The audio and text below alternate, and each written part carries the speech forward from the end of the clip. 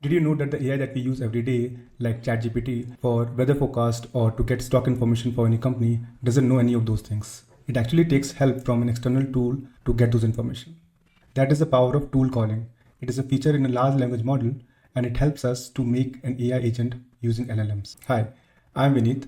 I'm founder of a conversational AI company that I've been running for the past 10 years and served more than 500 brands across the globe.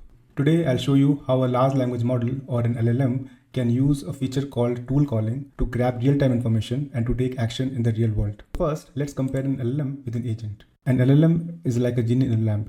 You invoke it by rubbing the lamp, you give it a prompt, and it grants you the wish by generating some text. But here's the catch. They are forgetful. After answering, they vanish back into the lamp and they completely forget everything that they've done. The next time you ask them something, it's like they never met you. They're also limited to what they've learned during their training, and they're completely stateless. Each request is a fresh start. Now imagine a different kind of genie, like the one from Aladdin. This genie remembers you, grants you multiple wishes, and actually helps you in the real world. Agents are much more than simple text generators. They can do things for you, like searching the web or ordering food. They remember past interactions if you give them memory. And because they can talk to the outside world, their knowledge is up to date and they can take actions on your behalf. So how do agents get this power? It's through a feature called tool calling in LLMs. When you ask something from an LLM, it doesn't just guess it. It checks if it needs help from a tool like a web search or an API.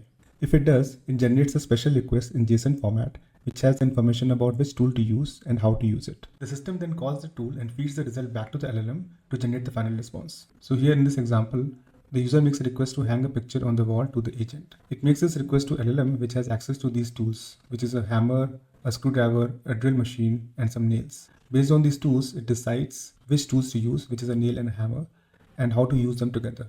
It then gives this information to handyman, which executes this and actually puts the nail on the wall. And now you can hang the picture on your wall. Another example is to ask for a stock price for NVIDIA. It makes this request to agent, and the LLM has access to these tools. Based on this, it decides that it needs to use a Google web search and Chrome browser. And it also has information about what exactly to search, and it needs to scrape the first page from the Google search result. It then gives this information to the Python environment, which executes these tools in that order and gives the result back to the LLM, and that's how you get your response. So let's take a more practical example, and I want to show you how exactly LLMs and agents actually work. So here's an agent that I've built on my no-code builder called TARS, and I'm going to first make a request which is going to just call an LLM and not use any tools, so that you have a reference point on how LLMs actually work. So here I'm asking what is distance between Earth and the Sun, and this is something LLMs can answer without calling any tool. So it gives me a response, and let's look into how it actually works. So this is the trace for that LLM call. It has this system message which has some predefined base prompt. It has this human message, you can see here, which has the request by the user, and in the output section it has this AI response which has the response from the AI. Most modern LLMs actually follow something called a chat model, where you have a sequence of messages which is role based. So here you can see this is a system message, then a human message, then an AI message. System and human message is the input and AI message is the output. Now let's take another example. So I'll just restart the conversation here and I will ask it, do a web search and find the current price of Apple stocks. Here you can see it made a web search on DuckDuckGo and found the value and it generated the response. Now let's look at the trace for this agent run. Here you can see before even LLM calls, we have provided it the access to these tools. So it has access to all the tools, the ideogram tool, the Flux image generator tool, DuckDuckGo search tool, a Jiffy search tool, and Firecrawl scraping and crawling tools. Here you can see there's a system message as before, the human message, which is the user request.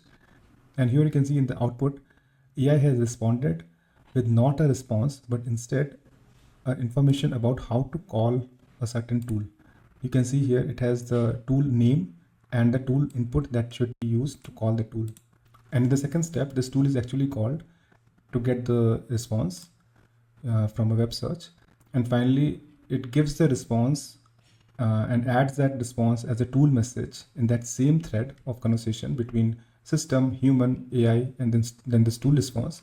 And finally, the output is generated, which explains or which shows this response in a user-friendly manner. So this tool message right here is the one that they've added in LLM as a feature, which allows us to call these external tools and turn an LLM into an agent. So when the LLMs came out early on, they only had these three roles called system, human, and AI. And they added this tool role at a later stage. And OpenAI was the one who created it first. Initially, they called it function, but later on they renamed to tool. So what it does is the AI actually figures out which tool to call and what tool input to give to that tool based on the function signatures or tool signatures that is provided to it beforehand. And once it has figured out what tool to call, we actually take that input. You can see here, this is the first call that happened, and AI only returned what tool to call and what input to give. We have to call this tool in a separate environment because we might have to pass some authentication or some access tokens which we do not want to give to LLM. So we call this tool or function in our own environment and get the output from it. And we simply append that output from that tool here in this message thread. And you can see all of this is part of input. The system message, the human message, the AI message that was that figured out which tool to call and what input to give, and also the tool output that came from some external place. We added that as well as part of the input. And finally, the AI can generate a final response based on the sequence of messages. So I will take a last example of using multiple tools in a single call. So here I have given this message where I've asked it to summarize this page content, and based on that summary, create an image in an anime style. It used the firecrawl tool to get the page content, and it used the ideogram tool to generate an image. So you can see this is the summarized content, and it also generated the image. So let's look at the trace for this particular agent run. So you can see the first time it called the LLM, it has the system message, the human message, as these two things are the input, and the output is the AI message, which has the tool name and the tool input. So next step is we call this tool in a separate environment and we got the output. Then third step, it appended that tool output in this sequence of messages. So again, system message, human message, AI message generated earlier, and then the tool output that came from the tool call. And the output of this is the summary of the content from this page, along with the next tool that it needs to call, which is the ideogram imagination tool, along with the input for that tool. The next step is to call that ideogram imagination tool separately, again in a different environment, and we got the output for that, which is the link of this image and the image that is generated. And final step is to append that tool output as well in that sequence of messages. So again, initial system message, human message, AI message for the first tool call, the tool output of the first tool call, the AI response with the summary and the information about the next tool to call, the second tool output, and then you have the final output of the AI, which needs to be sent to the user, which is a final response. This is represented in this diagram here.